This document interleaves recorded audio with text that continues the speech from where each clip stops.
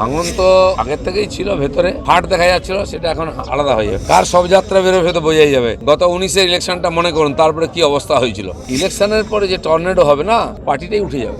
কালকে আমি গেছিলাম এখানে খুরাজ, সেই যাওয়ার রাস্তায় একটা গ্রামে টিএমসি এত মারামারি হয়েছে, তাদের নিজের কর্মীরই দুটো পা কেটে দিয়েছে।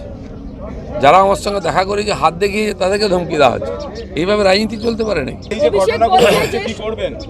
যারা করার করছে, আমরা তো রাজনীতি করছি, আমরা পাবলিকের কাছে যাচ্ছি, পাবলিক জবাব দিয়ে দেবে। কার সব যাত্রা বেরোবে তো বোঝাই যাবে। গত 19-এর ইলেকশনটা মনে করুন, তারপরে কি অবস্থা হয়েছিল। দৌড়াদৌড়ি শুরু হয়ে গেছিল পার্টি ছেড়ে, তার চেয়েও খারাপ অবস্থা। দেখুন, সরকারের অধিকার আছে পীড়িত মানুষের কাছে দাঁড়াবার জন্য, কিন্তু ইলেকশন কমিশনের যে গাইডলাইন আছে সেটা মেনে করা উচিত। সরকারকে লোক ভোট দিয়ে জিতেছে, সরকার তার কাজ করছে, কি কেন করতে? আপনি যদি ভোট প্রচার করতে যান এই টাকা দিয়ে, তখন সমস্যা হবে। রাজনীতিক লাভ নিতে গেলে লোক বাড়িঘর পড়ে গেছে, উড়ে যাচ্ছে, আপনি গিয়ে ছবি তুলছেন, আর সেখানেও রাজনীতি করছেন। সেবা করুন না। ইডির হাতে গ্রেপ্তার হওয়া শিক্ষক নিয়োগ দুর্নীতি মামলায় বয়নশীল, তাকে সিবিআই 8 দিনের হেফাজত নিল। ও চলতে থাকবে, একবার যে ভেতরে যাবে না, ও চলতে থাকবে যতক্ষণ না পেট থেকে সব বেরোবে, যতক্ষণ না বাকিদের নাম বলবে, কারণ তাদের কাছে তথ্য আছে। ওকে স্বীকার না করা পর্যন্ত ছাড়বে না। সুদীপ ব্যানার্জি নির্বাচনী দপ্তর, সেই নির্বাচনী দপ্তরের সামনে দলেরই কাউন্সিলর তিনি ধর্নায় বসেছেন। দেখুন, যারা ধর্না দেয়, সারা বছর ধর্না দেয়, কোথায় কখন ধর্না দিতে হবে জানেন। নিজেদের পার্টি অফিস, নিজেদের নেতার অফিস সামনে ধর্না দিচ্ছেন। এখন টিএমসি মানে এটাই, এদেরকে পেট ভরতে গিয়ে, এদেরকে সুবিধা দিতে গিয়ে মমতা ব্যানার্জির অবস্থা খারাপ, সরকার উঠছে। আজকে বর্ধমান শহরে আমি ঘুরছি, একটা রাস্তা কোথাও দেখান তো ভালো আছে, যেখানে আপনি গাড়িতে বসে যেতে পারবেন, বাইক নিয়ে যেতে পারবেন, যখন তখন উল্টে পড়ে যাবেন, গর্ত খানাখন্দ, আর এত নোংরা। একটা ঐতিহ্যশালী শহর, শিক্ষিত মানুষ থাকেন এখানে, তাদের একটু পরিষেবা পাওয়ার অধিকার নেই। কোথাও ঝাড়ু নেই, নোংরা। বাজারগুলো দেখুন একবার ডাস্টবিন হয়ে আছে, কদিন ধরে বাজার চলছে। সকালে তো পরিষ্কার, ড্রেন একটাও জল যায় না, নোংরা, তার মধ্যে বন্ধ হয়ে দুর্গন্ধ, ঢুকতে পারবেন বাজারে। কেন? মানুষের পরিষেবা পাওয়ার অধিকার নেই। তারা ভোট দিচ্ছে, নির্বাচিত করছে, টাকা যাচ্ছে কোথায়? নিজেদের লোকদেরকে চাকরি দিয়েছেন লক্ষ লক্ষ টাকা নিয়ে, সে পার্টির লোক, সে কাজ করবে কেন? সে তো ফুটানি মেরে আর জয় বাংলা ঘুরে বেড়াচ্ছে, সে তো কাজ করবে না। তো কর্মচারী রাখুন, যাতে মানুষের পরিশ্রম, মানুষের ট্যাক্সের টাকাটা কাজে লাগে। রাস্তা খারাপ, আপনার গাড়ি সমস্যা পড়েছিল কোথাও? সমস্যায় কি? আমি তো গাড়িতে বসতেই পারছি না, ছিটকে পড়ে যাবে এরকম অবস্থা। আপনি যান না, একটু এদিক ওদিক কথা বলতে, বাইক উল্টে পড়ে যাবে। কোথাও হাঁটার রাস্তা নেই, শহরের মধ্যে হাঁটতে পারবেন না আপনি। ওই একটা বড় রাস্তা, এছাড়া কোনো রাস্তা নেই, সব ভাঙা, আর ধুলো উঠছে সারাদিন।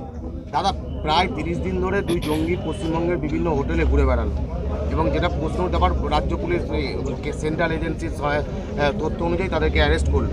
কিন্তু যেটা প্রশ্ন উঠছে, যেভাবে গা ঢাকা দিয়ে এই 2 জঙ্গি ঘুরে বেড়ালো রাজ্যের বিভিন্ন প্রান্তে, রাজ্য পুলিশের এটা ধরা পড়লো না? গা ঢাকা মোটেই দেয়নি, ওরা জানে এখানে কেউ গায়ে হাত দেবে না। শাহজাহান 2 মাস ধরে ঘুরছিল, পুলিশ জানতো না? মমতা ব্যানার্জিও জানতেন কোথায় আছে, কেন ধরেনি? ওরাই এই ধরনের লোকদেরকে শেল্টার দিয়ে সাহায্য করছে।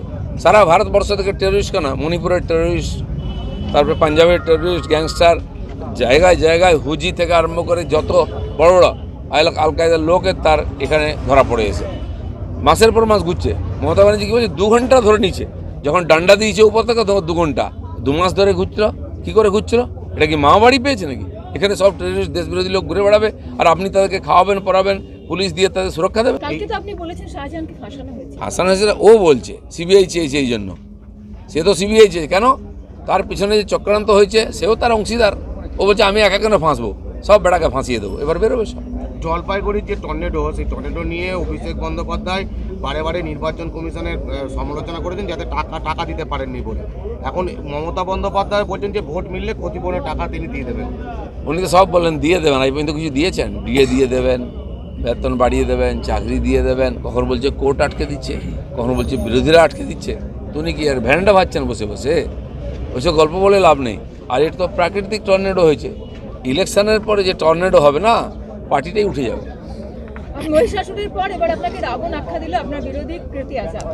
দেখুন, যে রাবণ জানে না, মহিষাসুর জানে না, কখন ঘোড়ায় চড়তে হয় সেটা জানে না, তার সম্বন্ধে আমি কি বলবো?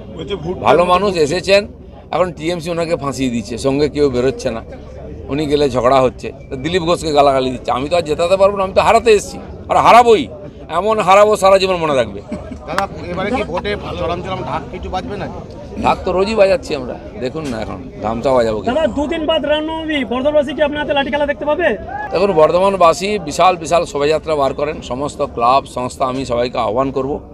500 বছর পরে ভগবান রাম বাড়িতে এসেছেন, ঐতিহাসিক রাম মন্দির হয়েছে, ঐতিহাসিক উৎসব করুন, সারা দুনিয়া দেখবে যে রাম রাজ্য প্রতিষ্ঠা হচ্ছে। আর বর্ধমানের মানুষ রাম ভক্ত, ধার্মিক মানুষ, তারা নিঃসন্দেহে ঐতিহাসিক উৎসব পালন করবেন।